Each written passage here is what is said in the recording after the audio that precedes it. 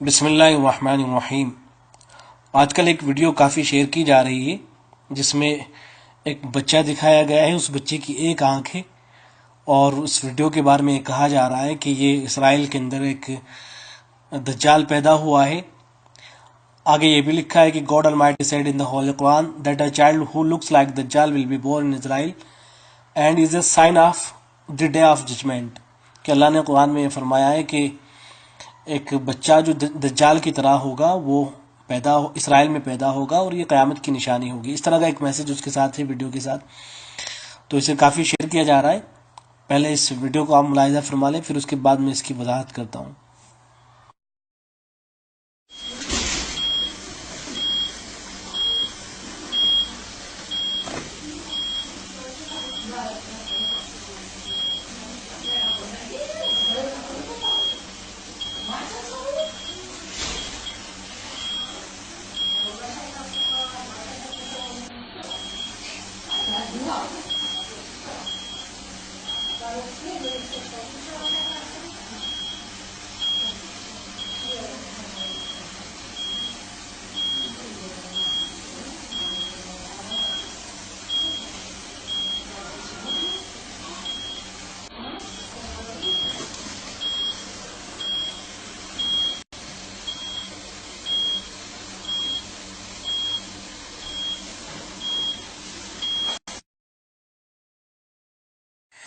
اس video کے بارے میں سب سے پہلی بات تو یہ جانیں کہ یہی ایک بچہ ایسا نہیں ہے جو اس طرح سے ایک آنکھ کے ساتھ پیدا ہوا ہو، بلکہ اس کے علاوہ اور بھی کئی بچوں کے بارے میں آپ کو یوٹیوب پر ویڈیوز مل جائیں گے، بلکہ انسانوں کے بارے میں نہیں، جانوروں کے بارے میں بھی آپ کو یوٹیوب پر ویڈیوز مل جائیں گے جن میں ایک آنکھ کے ساتھ بکری وغیرہ کو دکھایا گیا ہے۔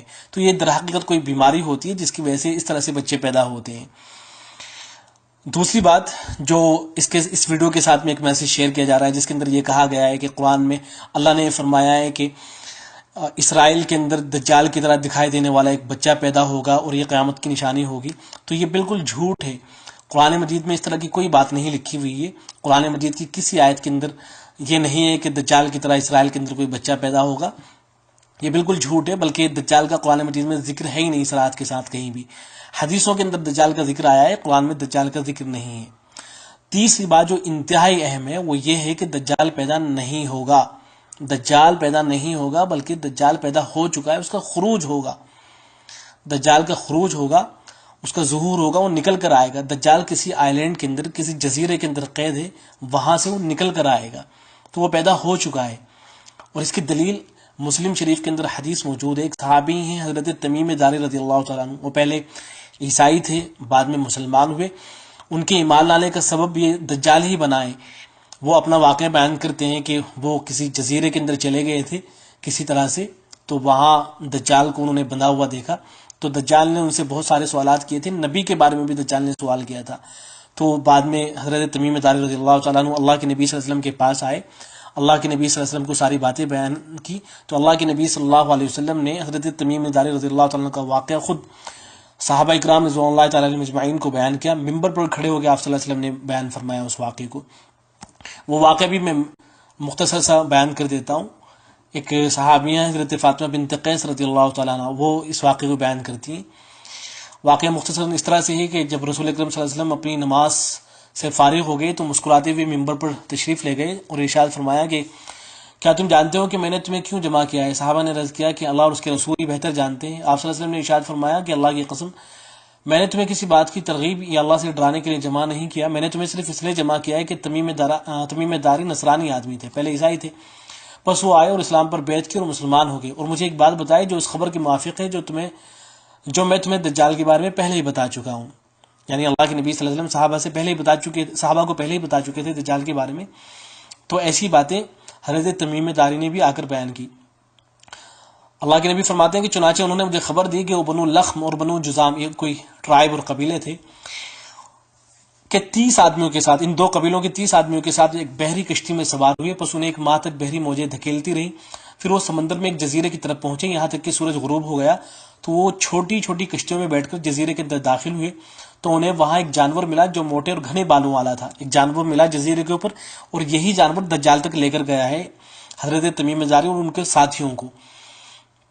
تو وہاں ایک جانور ملا جو موٹے اور گھنے بالوں والا تھا. بالوں کی کثرت کی وجہ سے اس کا اگلا اور پچھلا حصہ وہ نہ پہچان سکے. تو انہوں نے کہا کہ تیرے لیے ہلاکت ہو، تو کون ہے؟ اس نے کہا کہ اے قوم، اس آدمی کی طرف گرجے میں چلو، چرچ میں چلو، کیونکہ وہ تمہارے خبر کے بارے میں بہت شوق رکھتا ہے. بس جب اس نے ہمارا نام لیا تو ہم گھبرا گئے کہ کہیں وہ جن ہی نہ ہو. یعنی دیکھا کہ جانور بات بھی کر رہا ہے، نام بھی لے رہا ہے. تو حضرت تمیم داری رضی اللہ عنہ ان کے جو ساتھی تھے وہ گھبرا گئے کہ کہیں یہ جن تو نہیں ہے. بس ہم جلدی جلدی چلے یہاں تک کہ گرجے میں داخل ہو گئے. وہاں ایک بہت بڑا انسان تھا. اب جو دجال تھا اس کو دیکھا تو اس کی کیفیت کو وہ بیان کرتے ہیں حضرت تمیم داری اور ان کے ساتھی. وہ کہتے ہیں کہ وہاں ایک بہت بڑا انسان تھا کہ اس سے پہلے ہم نے اتنا بڑا آدمی اتنی سختی کے ساتھ بندھا ہوا کوئی نہ دیکھا تھا.